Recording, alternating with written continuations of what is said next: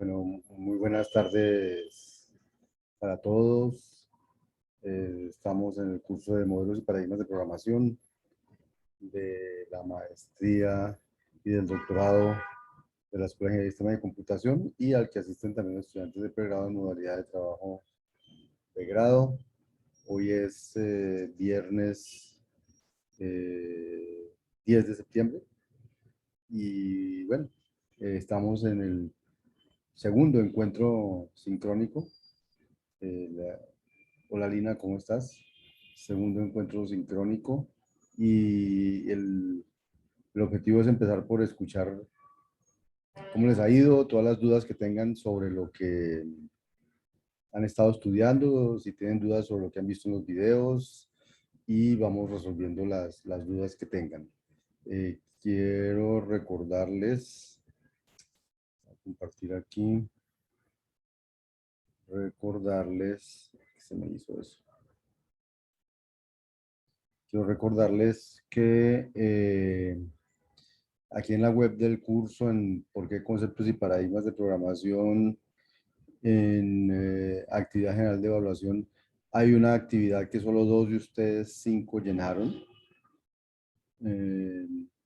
Y me faltan 3 de ustedes. Alguien me escribió que se ha pasado el tiempo y cuando fue a llenarlo no pudo, me mandó un correo, que es escoger el lenguaje de programación en el que van a trabajar.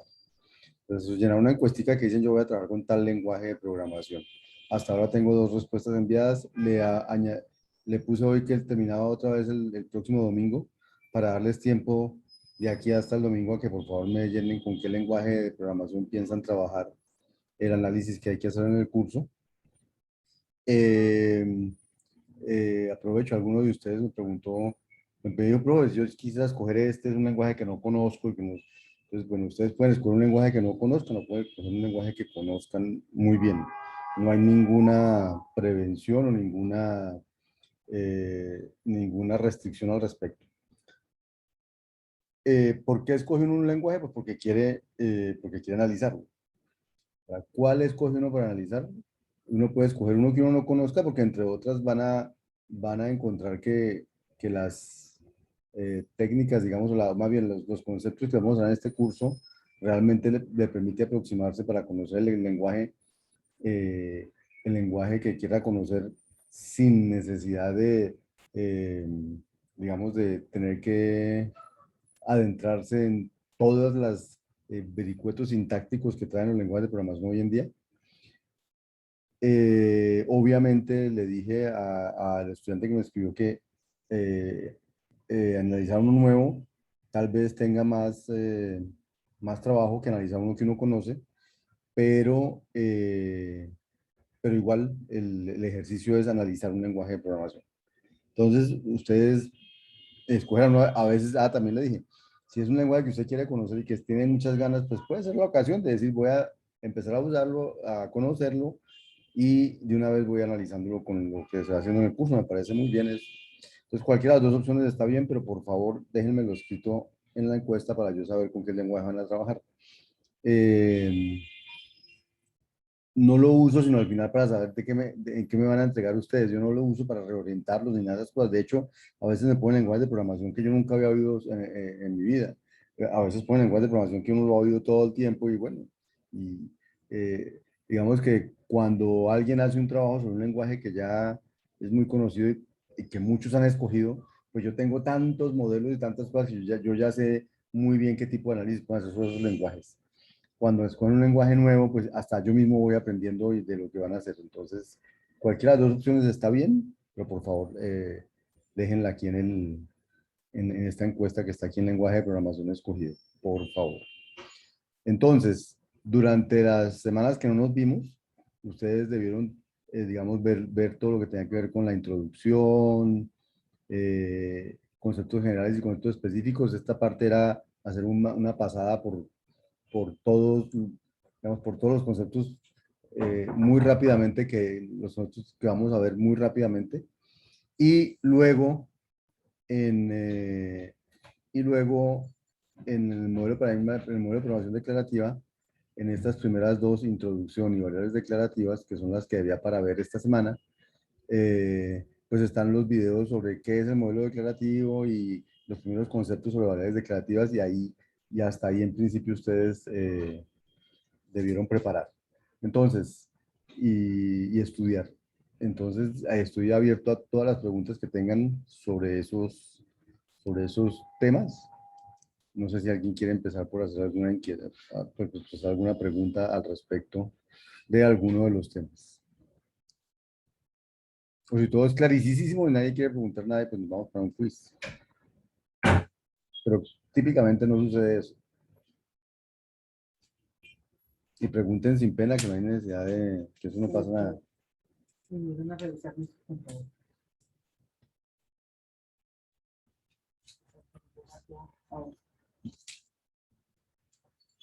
Entonces, que ninguno tiene ninguna pregunta o ninguno ha visto los videos y esas cosas.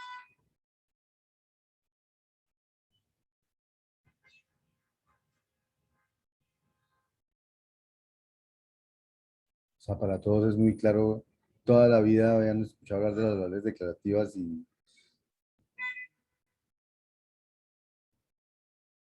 y esos conceptos asociados a variables declarativas. Pues,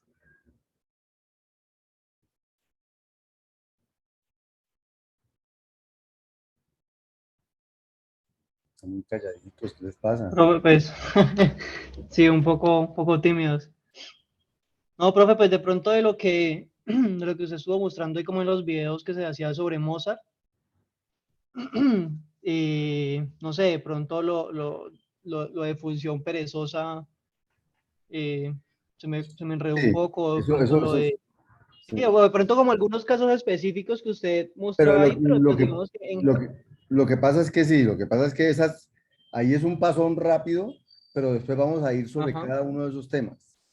Entonces, de hecho, el quiz de hoy no tiene nada que ver con eso, porque ese era una mirada rápida a todos esos conceptos que iban a ver en los paradigmas, como para que ustedes se dieran ajá, un chapuzón en eso y quedaran como motivados. Por ejemplo, y si saben de perezoso y eso qué es, pero eso no lo vamos a asimilar lo vamos a estudiar mejor cuando lleguemos al paradigma de concurrencia declarativa. Bueno, o sea, ok, eh, entonces me parece bien que tengas esa duda allí, pero digamos que estoy de acuerdo, o sea, el momento para aclararla no es ahorita porque no tenemos los elementos ajá, para yo contarte bien qué conceptos hay detrás de la pereza, qué es un disparador por necesidad, entonces vamos a ir despacio. ok, no, sí, Eh, profe, está bien, sí, digamos que son cositas como así, pero en términos como de conceptos o lo que usted explicaba en la primera parte de por qué conceptos y paradigmas, pues no, yo creo que bien, que estuvo claro. ok. Entonces, entonces sí, lo que tú me preguntas tiene que ver con conceptos específicos. O sea, hay unas cosas que llamamos conceptos generales y conceptos específicos ya tiene que ver con cosas específicas, de programación de alto orden, concurrencia, bueno. Pero cada uno de esos lo vamos a ver bien en los diferentes paradigmas de programación. Yo quisiera que hoy aclaráramos dudas sobre el modelo declarativo, que pues, si todo lo que hay allí en estas transparencias sobre esto, te quedó claro en los videos, y lo de las variables declarativas, si está claro que es una variable declarativa, y por ejemplo, cuál es la diferencia entre una variable declarativa y un identificador de variable, cosas de ese estilo. Si está claro el concepto de variable de flujo de datos. Estas son las preguntas, digamos, porque ahorita la idea es que de aquí salimos para un quizecito. ¿El quiz qué va a hacer? El quiz va a hacer unas preguntas que tengan que ver con ver si ustedes asimilaron estos conceptos de estas dos primeras acetatos. No me acuerdo en cuántos videos está, de estos dos primeros temas. Entonces, eso es lo que vamos a hacer en el quiz, y porque los quiz lo que van a hacer es ir mirando si ustedes van asimilando conceptos. Y los quizzes también van a ser actividades de aprendizaje. ¿En qué sentido? En que un quiz ustedes van a tener dos oportunidades o dos intentos para hacer. Entonces, pero el que queda finalmente como con una nota definitiva es el segundo intento. Entonces, el primer intento, si ustedes no tienen 100 y quieren tener 100, o si no tienen la nota que desean, ustedes pueden volver a intentar y de ver lo que contestaron mal, después pasan al segundo intento y en principio deberían poder contestar mejor lo que contestaron mal. Pero no, una vez empieza el segundo intento, todo lo que ha respondido el primero se perdió luego. Es importante analizar lo que les llega como retroalimentación para que cuando hagan el segundo intento, pues tengan un mejor intento que el primero. Y si tienen uno peor, pues es la nota que va a quedar. Pero bueno, digamos que el ejercicio está hecho, los ejercicios están hechos, los quizzes están hechos para que ustedes también aprendan de las preguntas equivocadas, de las respuestas equivocadas y logren mirar en el libro. Ustedes pueden contestar eso con el libro abierto, con los videos, volver a ver lo que sea para contestar correctamente las preguntas. Eso sí tienen, creo que media hora para hacer. Pero media hora es suficientísimo, son muy poquitas preguntas en cada quiz. Pues, profe, aquí pues revisando como los apuntes, si es tan amable, Ujú. digamos, la distinción entre el lenguaje práctico y el lenguaje núcleo. Ah, eso es una cosa muy chévere. Eso estaba por aquí, pero. mm,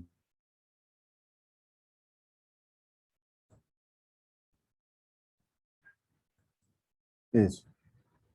Entonces, típicamente los lenguajes de programación con los que ustedes trabajan, que será Python, de pronto trabajarán con Java, de pronto algunos trabajarán, no sé, ¿con qué trabajan? Ya JavaScript, o alguna cosa, cosas de esas. Esos lenguajes tienen muchísima, pero muchísima sintaxis, muchísima sintaxis. Entonces, eso es lo que llamamos lenguajes de programación prácticos. ¿Qué significa eso? Aquí hay una analogía que es muy chévere. Dice, es como una caja de herramientas de un mecánico experimentado.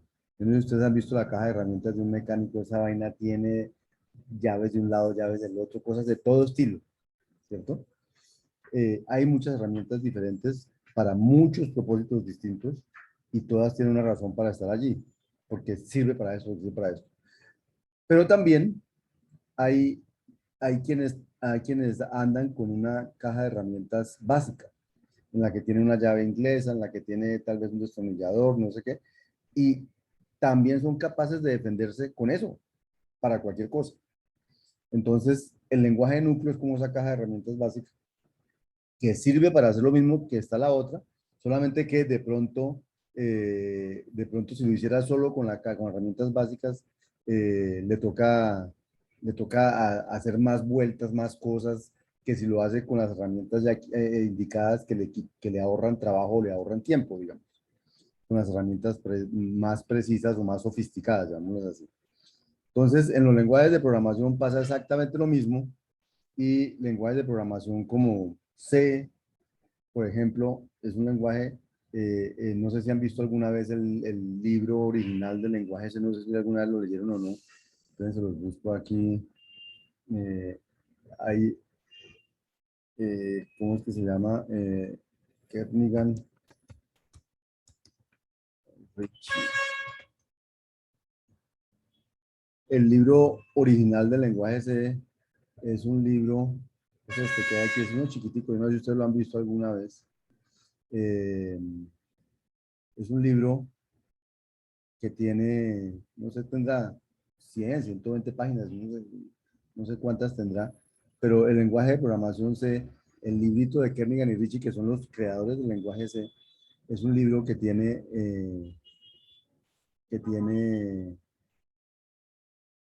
lo crecieron. Pero digamos, para entender el lenguaje C, legalmente lo que usted tiene que entender son tal vez estos 5 primeros capítulos o 6. El lenguaje C tiene 6, 7 cosas básicas para entenderle y uno entiende el lenguaje C. Entonces, hoy en día, si usted compra un libro de C, bueno, este les parecerá largo, tiene, con los anexos, sin los anexos, tiene 200 páginas. Eh, si buscamos un libro de C, esos que llaman cómo aprender C en 21 días, ¿los conocen?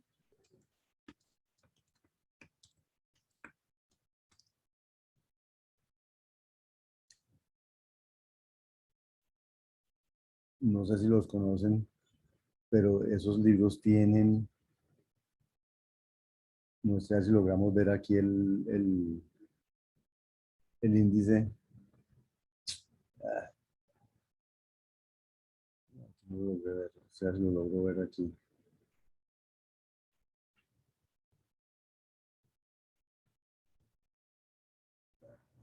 Bueno, no sé si han visto estos libros, son unas cosas así, tienen un montón, de páginas y son bien, llamémoslo, cositeros y enseñan un poco de cositas que no son importantes para entender el lenguaje C, eso es lo que quiero decirles. Entonces, el lenguaje núcleo es un subconjunto de, el lenguaje núcleo es un subconjunto de instrucciones o de declaraciones básicas del lenguaje a partir de las cuales yo entiendo todo el resto del lenguaje de programación. Eso es lo que significa el lenguaje núcleo. En casi todo el lenguaje, por ejemplo, el lenguaje C o el lenguaje C++ o el lenguaje Python o cualquier cosa, sus compiladores casi siempre están escritos en un subconjunto del mismo lenguaje. ¿Por qué? Porque con eso ya se puede hacer todo. El resto es, perdón por ese ruido, el resto es lo que aquí llaman azúcar sintáctico eh, azúcar sintáctico y abstracción lingüística. Esto que está aquí.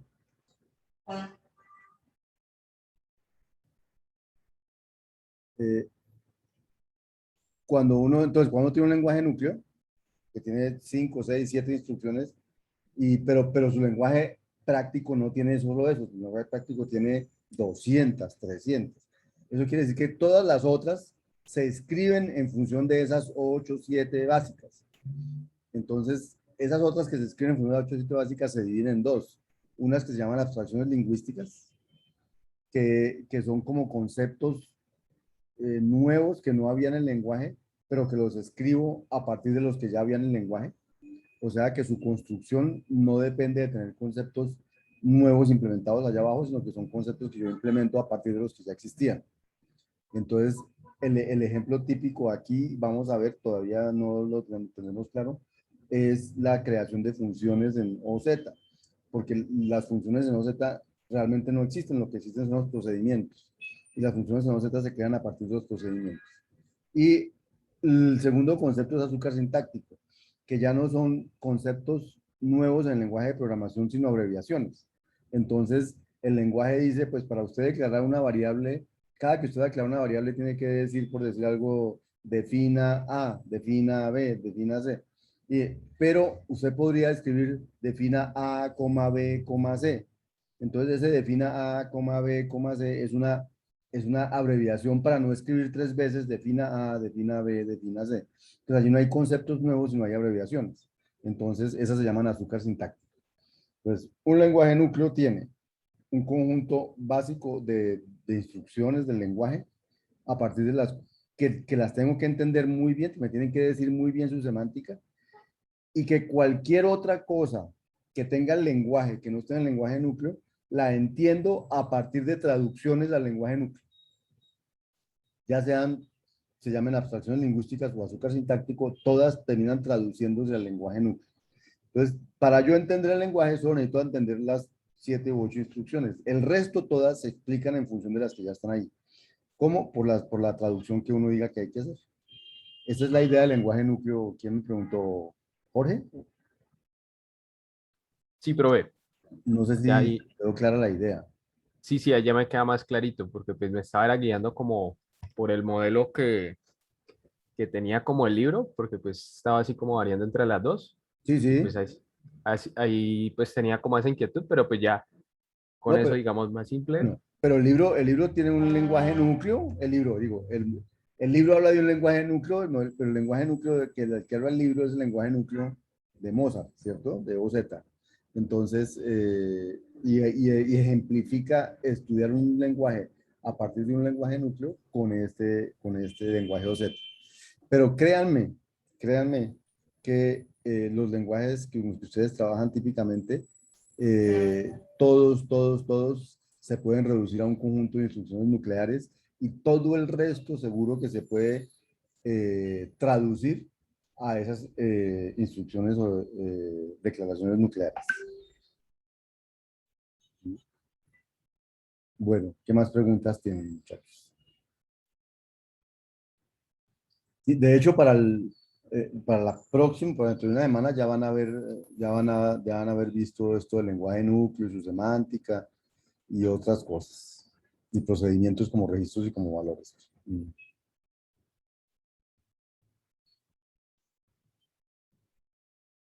De almacén de variables declarativas, todo clarísimo.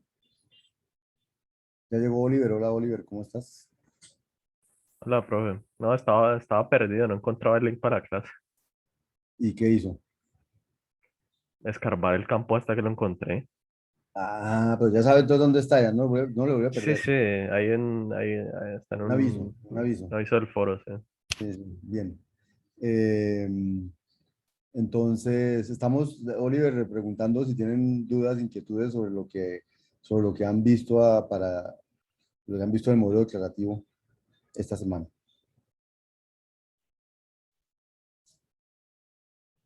Pues ya John preguntó algo, Jorge preguntó algo, no sé si tú tienes algo que preguntar. No, por mi parte no, pero pues en parte porque en el curso de programación con restricciones, casi que la primera mitad del curso se ve una parte de programación declarativa y Ah, Mozart también además. O pues, ya. Ah, ¿tuviste el curso de restricciones? sí, sí, lo vi cuando todavía lo daban con Mozart, antes de que lo cambiaran a Minisync. Sí, sí, sí, sí, sí. Lo hemos actualizado. Ah, bueno. Entonces, el concepto de variable declarativa, muchachos, es un concepto que, que típicamente no aparece, no viene eh, en los lenguajes, no viene por defecto en los lenguajes con los que ustedes están acostumbrados a trabajar, como Python, como C, como Java, porque allí el concepto de variable se mezcla con el concepto de celda, que aquí lo vamos a separar. Entonces, el concepto de una variable declarativa es una variable, por ejemplo, que no se le puede cambiar el valor una vez lo obtiene. Entonces, uno se puede preguntar, entonces, ¿por qué se llama una variable si no se le puede cambiar el valor?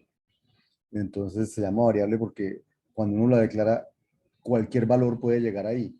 Ahora, cuando llega un valor, ya no puede llegar otro, pero no sé qué valor va a llegar, entonces no es una constante, porque podría llegar cualquier valor allí.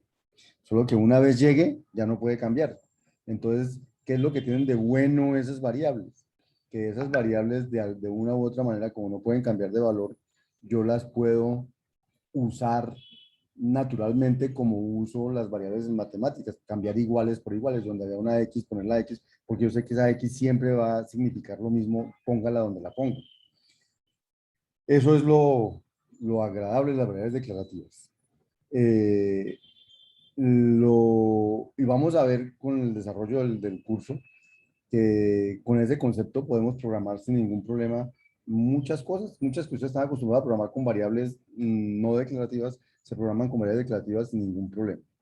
Y vamos a llegar al momento en que usamos las variables que uno conoce con estado o con las celdas, pero vamos a ver que las usamos con un propósito específico y por una razón específica y entonces vamos a entender que típicamente uno puede programar declarativo, salvo cuando necesita ciertas cosas donde le toca usar algo más que lo declarativo.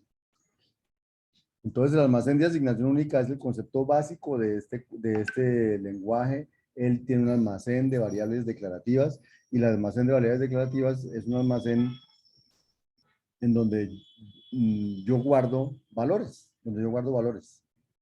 Y en una variable puedo guardar un solo valor, no puedo guardar 50 valores, puedo guardar un solo valor.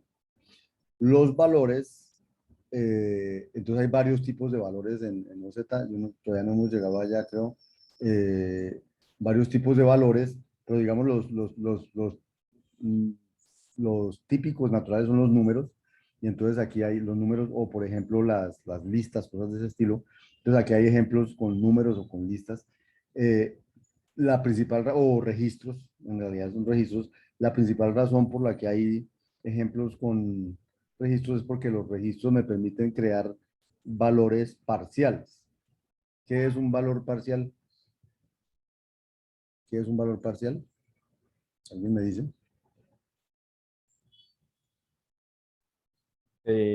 Si mal no recuerdo, un valor parcial es que yo lo interpreté como Dale, dale. cuando uno declara una variable, pero todavía no le da un valor como tal. Bueno, entonces esa es una variable sin ligar y obviamente tiene un valor parcial porque si no tiene un valor, pues el valor parcial es que no tiene todavía valor. Pero las variables también podrían irlas, por ejemplo, una variable podría tener como valor, espera que aquí yo estoy llegando. Aquí. Una variable podría tener como valor este de aquí, podría tener como valor eh, un registro, un registro que tiene una etiqueta que dice es persona y que tiene dos campos, un campo que se llama nombre, que tiene un valor que es Jorge, y un campo que se llama edad y que no tiene un valor ninguno. Entonces, el valor de esta variable va a ser el registro persona con un campo que tiene Jorge y con un segundo campo que todavía no tiene valor. Entonces, este valor es un valor parcial. ¿Por qué? Porque más adelante alguien puede ponerle un valor aquí donde no está ligado y entonces ese valor que era esta variable sigue teniendo el mismo valor, pero ahora ya está completo, no está parcial porque ya no hay nada sin ligar dentro de ella. Entonces uno puede tener valores, llamémoslos compuestos, y no todo estar listo. Y cuando todo no está listo, hay pedazos que están sin ligar, entonces ese valor todavía no es un valor completo, sino es un valor parcial. ¿Cierto? Entonces, obviamente una variable sin ligar es un valor parcial, no tiene nada. Pero hay valores parciales en que las variables tienen pedacitos y hay pedacitos que no, también siguen siendo parciales. Cuando una variable ya no es un valor parcial, cuando ya no tiene pedacitos sin ligar. Cuando no hay pedacitos sin ligar, entonces es un valor completo, se llama un valor. Ahora, en OZ uno no puede cambiarle el valor a las variables. Si una variable tiene un valor, no le puedes poner otro. Lo que sí puede hacer es irlos completando. Entonces, si una variable tenía un registro persona que tenía en el campo nombre Jorge, pero en edad no tenía nada, después a esa misma variable le puede cambiar su valor, no cambiar, sino completar su valor, dejando persona, como decía, el nombre igual y poniendo su valor. Entonces, uno tiene la impresión de que ahí lo que hizo fue cambiarle el valor, pero no, no le cambió el valor, lo completó. Lo que llaman, eh, decimos que un conjunto de valores parciales es compatible en el sentido de que si yo le pongo ese valor a uno y luego ese valor y el mismo valor a la variable, entonces las dos variables realmente lo que tienen es, lo que hacen es completarse. Entonces, estos, por ejemplo, son compatibles. ¿Cierto? Persona que tiene un campo de edad que es 25 y persona que tiene un campo de edad que está sin ligar, esos son compatibles. Pero, por ejemplo, una persona que tiene un campo de edad que es 25 y otro que es un valor persona que tiene un campo de edad que es 26, ya no son compatibles porque este señor y este señor son valores que son diferentes. Entonces no son compatibles porque son diferentes. En cambio, aquí este 25 y este X sí son compatibles porque este X es una variable sin ligar que podría muy bien tomar el valor 25 y no tendría problema en que estas dos cosas se pudieran igualar. Entonces, dos valores se pueden igualar sí, solo si son compatibles. Los puede igualar siempre, pero si son compatibles, los puede igualar y no pasa nada. Si son incompatibles, los iguala y entonces OZ dice esos dos valores son incompatibles. Ah, esa es otra cosa que es bueno que ustedes se vayan acostumbrando. Ustedes ya instalaron OZ, ¿cierto? Entonces, para usar OZ, pues les va a salir una cosa como esta, que es un editor de Emacs, y aquí ustedes van editando el programa y no sé qué. Y cuando ustedes para compilar un programa en OZ, ya supieron cómo es, ¿cierto? Ustedes escogen lo que van a compilar o lo que van a interpretar, porque en OZ es interpretado, no compilado. Aquí, ¿qué le pasó a esto?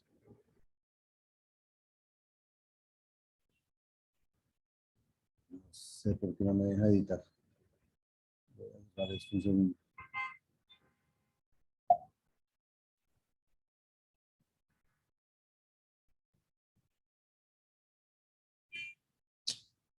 Vas a cerrar esto y voy a volver a abrirlo porque no sé por qué no me deja editar.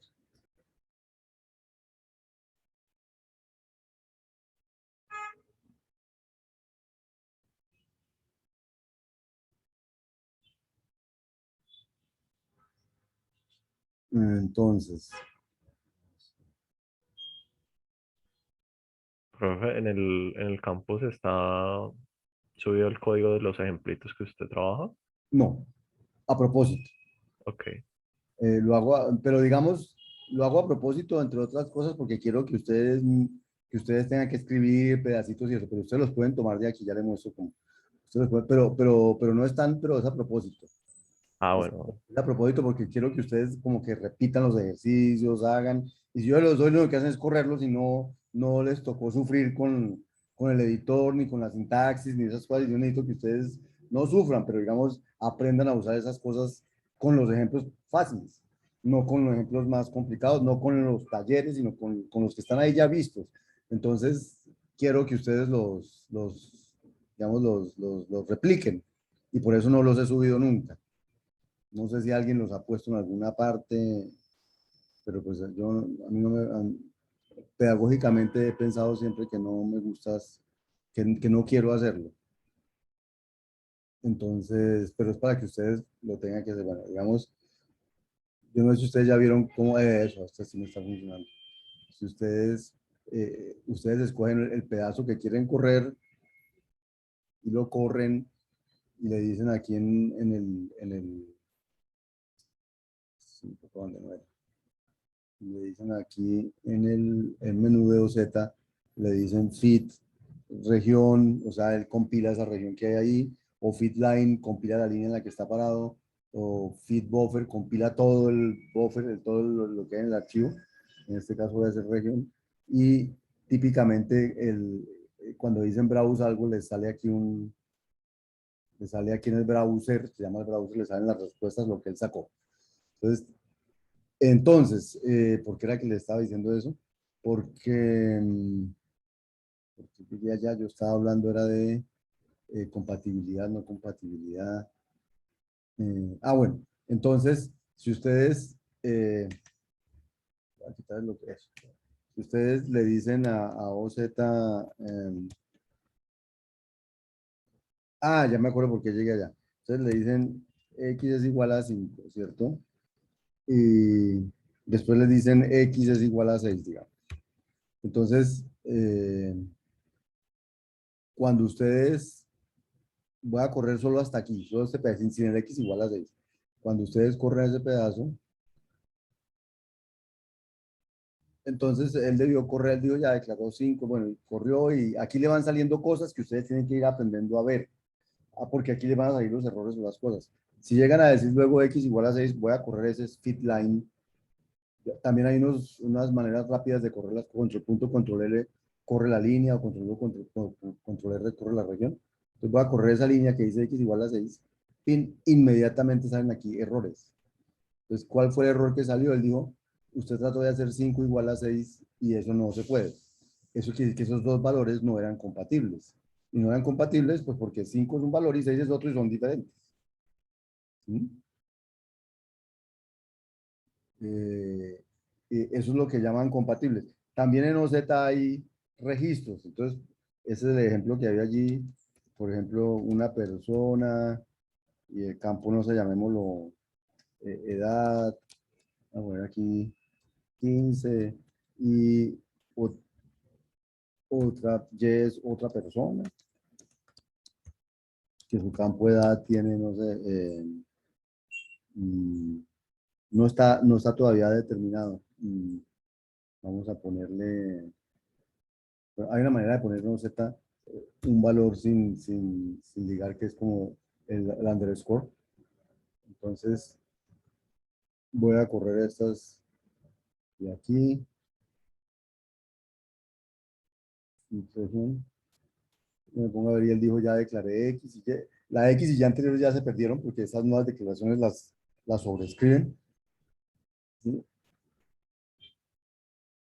Pero si yo trato de hacer ahora X igual a Y, Profe, voy yo a tengo una correr. duda porque ahí cuando declara Y como, sí, o sea, como una variable sin ligar, porque ahí en la parte de abajo aparece como tantas definiciones. O De sea, todas porque estas puede ser cosas, cualquiera de esos. de, yo no sé por qué salió todo de edad. Debe ser porque puede ser cualquier valor de estos. ¿Sí? Pues O tiene sea, que sentido. ahí puede ir cualquier cosa. ¿Sabes? puede ir un tiempo. Hay mucho, él dice, aquí como que dijo qué tipo era qué era lo que venía aquí. En cambio, en esta todavía aquí puede venir cualquier cosa. Eso es como lo que dijo ahí. Sí. Es importante aprender a leer esas cosas, exacto. Y cuando yo haga X igual a Y, miren lo que va a pasar. Un minuto, que es que se me mete el zoom. Ya. Cuando yo hago X igual a Y, feed line voy a hacer. Entonces hizo el X igual a Y.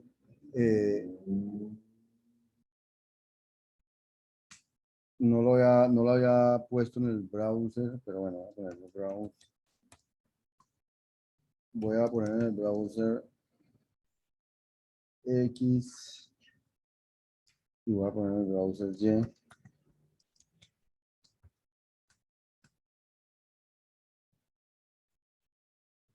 Y voy a correr eso.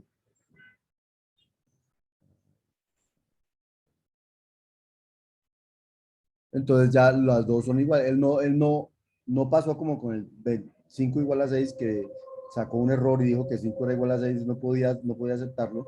En cambio aquí sí aceptó que persona de edad 15 fuera igual a persona de edad sin ligar. Pero no solo lo aceptó, sino que al aceptarlo le puso 15 a este que es Y. Le puso 15, ¿por qué? Porque él dijo, yo lo acepto, pero le voy ligando para que esas dos cosas coincidan, porque si no después ya no puede tener otro valor. Si esas dos cosas son iguales, ya no podría tener otro valor diferente. Eso es lo que significa valores compatibles. Llegué allá porque voy a recapitular, porque estaba hablando de valores parciales y allá, y llegué a decir que es bueno que vayan probando los ejercicios en Nuevo Z y que vayan entendiendo los errores que salen, porque los errores que salen tienen que ver con estos conceptos que hay aquí.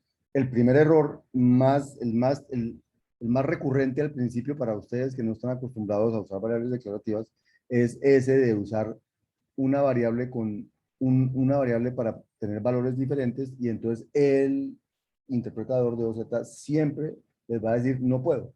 Y el error que les va a salir es ese que nos salió ahorita diciendo no puedo igualar 4,5 o 5,6, lo que sea, porque son dos valores diferentes, no los puedo igualar. Profe, una ¿Bien? preguntita. ¿Sí, señor? De alguna manera, digamos, este concepto, digamos, tiene algo que ver cuando, yo sé que esto es un poquito Dale. más a futuro, lo que viene siendo paso por referencia. Entonces, digamos que el concepto de paso de valores por valor o por referencia tiene que ver con la definición de procedimientos o funciones y los argumentos que uno pasa. Bien, típicamente los lenguajes de programación implementan paso de variables por valor, ¿cierto? Eh, pero, pero tienes razón, cuando uno hace paso de variables por referencia, es como si estuviera pasando esto que pasó aquí. ¿Mm? Entonces, vamos a ver en su momento que el paso, cómo modelar referencia y cómo modelar valor con este concepto de variables declarativas, pero sí, digamos que sí tiene que ver, de acuerdo que un poquito más adelante vamos a hablar un poquito de eso, pero eh, digamos que tiene que ver en que lo que le pasa al uno, lo que le pasa, eh, ¿cómo decirlo? El paso de variables por referencia suena que al que le pasan las cosas es al que yo mandé de referencia, no allá adentro a alguien allá adentro. Entonces, de alguna manera, que le pasen las cosas a uno y no al que está por allá adentro, la variable que está allá adentro, implica que recogió quién era yo y me hizo los cambios a mí, y no por allá adentro hizo sus cambios, sus cálculos internos. Y sí tiene que ver el paso de variables por referencia con, eh, con algo de lo que pasa aquí, con algo de lo que pasa aquí de que esta variable cogió este valor. ¿Mm? O sea, sí están relacionados. Eh, Cuando lleguemos allá, lo miramos, ¿no? Retomamos el asunto de la referencia y eso, y vemos que OZ realmente trabaja por valor. ¿Sí? OZ trabaja por valor pero si yo quisiera trabajar por referencia, también puedo hacerlo. Micho, puedo hacerlo con algo como esto. Bueno, Jorge. Listo, profe, muchas gracias. Bien. Entonces, es importante el concepto de variable declarativa porque está a la base de todo el modelo declarativo. Entonces, dos variables declarativas se pueden igualar y esa igualación hay dos posibilidades. O falla porque tienen valores que no son compatibles o, o los valores son compatibles y todo lo que se pueda compatibilizar e ir instanciando se va instanciando y solo queda sin ligar lo que pueda quedar sin ligar porque ni el uno ni el otro lo tiene. Y esa es la operación de igualar dos variables declarativas.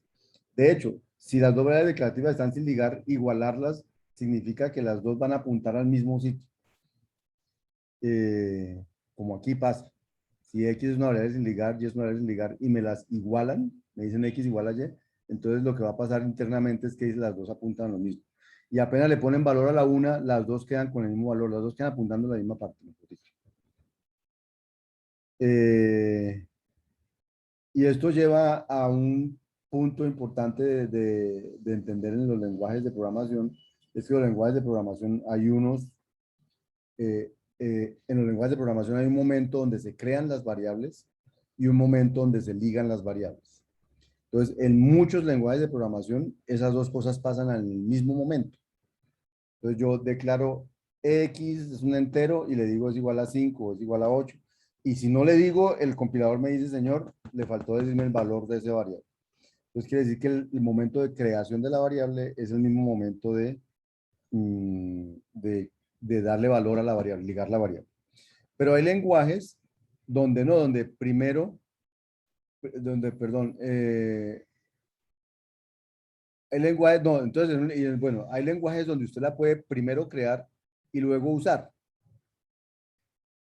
Hay lenguajes donde eso es un error, porque si usted la crea y no le pone un valor, entonces dice eso es un error, ¿cierto? Hay lenguajes donde usted sí puede primero crearla y luego usarla, ¿sí? Y entonces a ese posible error hay dos maneras de responder. Una, ¿sí? La ejecución continúa sin mensaje de error y entonces el contenido de la variable le pone en basura, como en C++. O sea, usted crea la variable sin haberle dicho un valor y luego la usa y no le dice que no la puede usar, sino que el valor que usted la va a usar, con el que usted la va a usar, es un valor de basura que él le puso o un valor por defecto, como hace Java. Le pone un valor por defecto y dice, si usted no la declaró, yo le pongo un valor por defecto de ese tipo y ya se acabó. Si usted no la inicializó. O sea, si usted la creó y no la inicializó, entonces en los lenguajes de programación, muchos lenguajes de programación, hay un error de uso, ¿cierto? Pero en otros lenguajes, bueno, en otros lenguajes, error no se puede hacer y en otros lenguajes, eh, la ejecución se suspende y espera hasta que la variable sea ligada. Así es OZ. O sea, hay diferentes alternativas para que un lenguaje reaccione a la creación de una variable, a la creación de una variable sin ligar. Entonces, si usted crea una variable y no la liga, pero la va a usar, entonces hay varias alternativas. Puede usarla, pero el contenido de la variable es una cosa que estuviera ahí en la memoria, así hace C++. Puede usarla y continuar, pero el contenido de esa variable inicial es uno que le pone por defecto el lenguaje, como hace Java. ¿Sí? Puede no usarla y decir, no puedo porque usted no me la inicializó y usted me la quiere usar y no la ha inicializado, entonces no se puede y el lenguaje para, eso es lo que hace Prolog. O puedes simplemente suspender la ejecución y esperar que la variable sea ligada y eso es lo que hace OZ. Pero si el lenguaje no es concurrente, usted no puede ponerse a esperar que la variable sea ligada porque si se suspende y va a esperar y no puede pasar nada concurrentemente, entonces se va a quedar esperando toda la vida. Entonces, esto tiene sentido si y solo si digamos, cuando haya concurrencia. Si no hay concurrencia, es como si se hubiera parado y se hubiera detenido el programa ahí y no pasa nada. No le manda un mensaje de error, pero tampoco continúa como hacían esto, sino que se suspende. Entonces, mientras no haya concurrencia, la suspensión no se termina y entonces es como si no hubiera pasado nada. Es como si se hubiera detenido ahí y igual el programa no termina, ni continúa, ni hace nada más. Pero tampoco es un error, porque el programa tampoco dice hay un error aquí porque está usando una variable que no ha inicializado.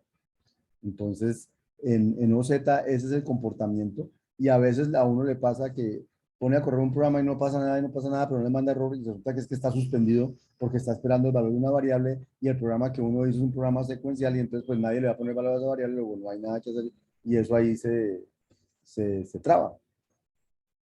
Entonces, pero la razón principal de este comportamiento precisamente es para poder implementar la concurrencia. Entonces, ¿para qué sirve la suspensión? La suspensión sirve para poder implementar variables de flujo de datos, que son variables declarativas que hacen que un programa se suspenda hasta que sean ligadas. ¿Sí? Son muy útiles en programación concurrente. ¿Sí? Por ejemplo, si A igual 23 y B igual a más 1 se ejecutan concurrentemente, siempre se podrá calcular B correctamente. Y no importa si el hilo si le dan primero la mano a este y luego la mano a este, porque si un hilo ejecuta B igual a más 1, como A no tiene valor, entonces se suspende y como aquí le da la mano al otro hilo, le pone A igual 23 y habrá B igual 24. Y si le dan la mano primero a este y luego a este, pues se ejecutan secuencialmente y no tienen problema. En cualquier caso, el resultado va a ser el mismo, por lo tanto, tiene una gran ventaja y es que en los programas concurrentes el orden en que se ejecuten los hilos no va a importar para nada con respecto al resultado del programa, siempre va a ser el mismo. Se llama la propiedad de independencia del orden. Pero estamos en el modelo declarativo, no tenemos concurrencia todavía, pero sí tenemos variables declarativas. Sí podemos hacer programas por ejemplo, hagamos este. Voy a declarar aquí la mana a declaren A igual, no, B igual, voy a crear A y B, voy a crear A y B. Voy a decir que B es igual a A más 1. Y voy a decir que A es igual a 23, como decía ahí. Y voy a escribir en el browser B. El valor de B, el browser se quedó por aquí. Entonces, si yo corro este programa, Yo dime, tengo una duda. ¿sí? Pues eso de la propiedad de la suspensión, pues suena chévere y todo, pero ¿hay algún lenguaje de programación que se comporte así que no sea OZ? Eh, Creo, sí, ¿cómo se llama? Sí, sí hay. Hay lenguajes que implementan el modelo concurrente de aquí que se llama Erlang, Erlang. ¿Has oído Ah, hablar de bueno. Erlang? Sí, pues, o sea, lo vine a escuchar fue cuando hice la encuesta la semana pasada. Ah, bueno, está bien. Erlang y creo que Haskell, los lenguajes concurrentes, donde la concurrencia es lo más importante, típicamente se comportan así. Pero sin concurrencia no, son con concurrencia. Lo que pasa es que hay dos tipos de concurrencia, como vamos a ver aquí. Hay concurrencia, bueno, hay varios tipos de concurrencia. Concurrencia declarativa es la primera que vamos a ver aquí, pero vamos a ver que esa concurrencia tiene sus limitaciones para poder expresar todo lo que uno quiere expresar. Entonces va a aparecer otra concurrencia que es la concurrencia por paso de mensajes, que me va a resolver esas limitaciones y voy a poder hacer concurrencia. Pero también está la concurrencia con estado, que es la típica concurrencia con la que ustedes trabajan cuando usan Python o Java con concurrencia, o cuando usan con concurrencia, porque las variables allá son celdas y celdas más concurrencia se llama concurrencia con estado. Cuando usted usa concurrencia con estado, le toca como programador resolver los comportamientos, llamémoslos no determinísticos, que son indeseables. Le toca resolverlos, le toca a usted controlarlos como programador. Y en cambio, cuando usted hace concurrencia por paso de mensajes, esos comportamientos no determinísticos indeseables no aparecen. Entonces, sí hay lenguajes, pero los típicos que ustedes usan son concurrencia con estado. Pero hay lenguajes donde la concurrencia por paso de mensajes es lo natural y son los lenguajes más recomendados para trabajar concurrencia, porque allí los errores de comportamientos no deseados se minimizan al máximo porque no hay concurrencia con estado compartido. No, creo que creo que en algunos de los videos de la primera parte hablé de no determinismo. Y entonces en esos videos donde se habla de no determinismo, ese es el comportamiento más indeseado de un programa, el comportamiento no determinístico, eh, en el que el resultado del programa depende de aquí, de qué hilo se ejecutó primero, y resulta que eran hilos, y usted no puede decidir cuál se ejecuta primero. O sea, usted sí puede decidirlo, pero entonces si usted como programador tiene que decidir cuál hilo se ejecuta primero, pues no tiene sentido la concurrencia, porque usted ya lo está secuencializando. La concurrencia tiene sentido es cuando usted puede decir, esto se ejecuta concurrentemente y esa cosa funciona. Pero si usted dice esto se ejecuta concurrentemente, pero ojo, que este no se ejecute primero que este y que este no primero, y usted tiene que controlar el orden, pues ¿para qué quiere concurrencia? Haga una cosa secuencial. Esa es la idea de los problemas o de las cosas que hay que controlar cuando uno tiene concurrencia. Entonces, lo ideal, vamos a ver aquí, es que usted tiene un lenguaje, por decir algún programa secuencial, y usted dice, yo quiero que esto se vuelva a concurrir, yo creo que esto se haga concurrente, esto se haga concurrente, y dice, todos estos peditos quiero que hagan concurrentes, lo ideal sería que usted pone a correr eso y el programa haga lo mismo. Esa concurrencia, que eso suceda, es una cosa deliciosa, porque usted realmente puede sacar ventaja de tener muchos procesadores y cada uno decide quién hace quién, se manda lo que hay en los hilos se mandan a diferentes procesadores y no importa el orden en que los hilos le den la mano, eso da lo mismo, eso es una propiedad hermosa de un programa. Cuando usted utiliza concurrencia con estado compartido, eso no es así.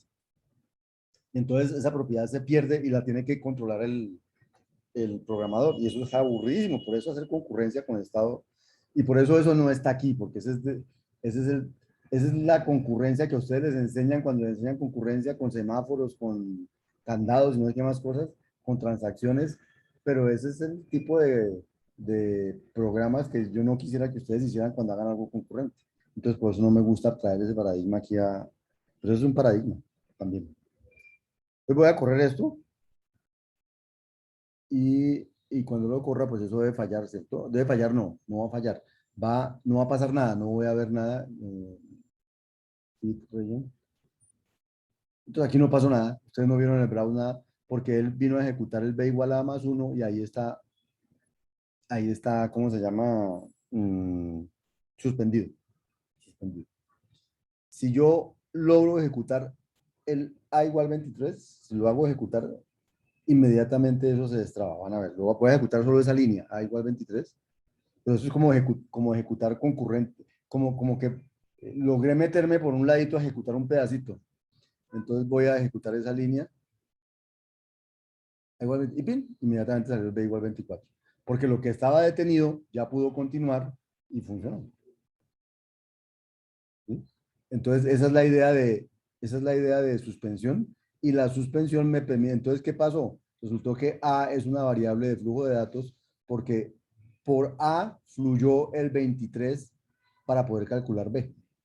O sea, como que estas dos líneas estaban dependientes una de la otra, y cuando A llegó cuando a le pusieron 23, por ahí fluyó el dato y llegó para que B fuera 24. Entonces se llaman variables de flujo de datos porque por ahí como que fluyen los datos por esas variables.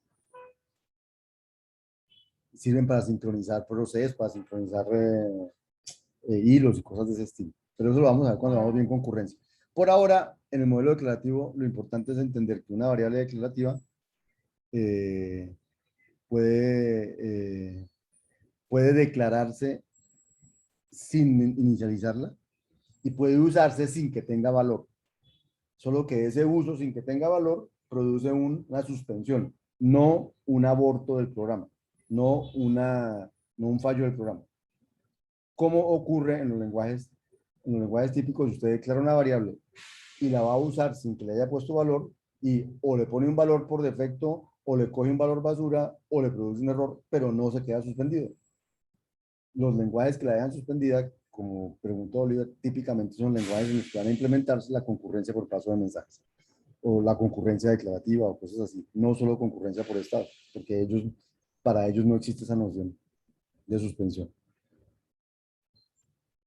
Y ya, esos son los conceptos que había para hoy y todo eso. No sé si tienen más preguntas y si no, pues nos vamos al primer cursecito ahí y vamos viendo cómo funciona el curso. El curso funciona así. Nos encontramos, ustedes me preguntan todas las dudas que tengan y cuando termine de preguntarme las dudas, nos vamos a hacer un quiz que tiene que ver con lo que había que estudiar para esa semana, que no es complicado, que el objetivo solo es ir asentando conocimientos, que si puede hacer el quiz 2 intentos y en el primer intento no saca el 100, pues entonces puede hacer un segundo intento para sacar el 100, y si en el segundo tampoco saca 100, pues ya quedó con la nota del segundo, que esperemos que sea mejor que la del primero. Y si es peor que la del primero, quiere decir que usted no aprovechó el primero para lograr un aprendizaje sobre lo que había contestado para mejorar en el segundo. Y entonces la próxima vez lo va a hacer, va a ser más cuidadoso y va primero a entender qué fue lo que falló para luego volver a contestar el examen, el quiz. ¿Listo? Bueno, Listo, profe. Entonces, si no hay más preguntas, yo voy a dejar de grabar. yo estaba mirando código en Erlang y, profe, la verdad, eso no se ve para nada bonito de programar. Eh, ahí mucho, hay mucho trabajo para gente que conozca Erlang y trabajo muy bien pago. Eh, Voy a ver si logro invitar a un egresado nuestro que ahorita es estudiante de la maestría, que se llama Miguel Ángel Villanueva, no sé si alguno la conoce, y que él trabaja en Erlang. Pero no quiero invitar no para que les cuente qué es Erlang, sino para que les cuente por qué Erlang es bonito.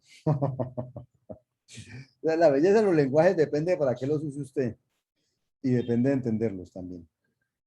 Entonces, yo creo que él trabaja con Erlang. Estoy seguro, podría ser con Haskell, pero creo que es con Erlang. Sí, creo que es con Erlang. Y creo que tiene mucho mercado. Pero bueno, tiene que tener un propósito específico. O sea, por qué es útil Erlang, en qué contextos, es lo que yo quisiera que él nos contara. O le voy a preguntar, le voy a decir que nos haga un videito y se los mando. Bueno. Listo, profe.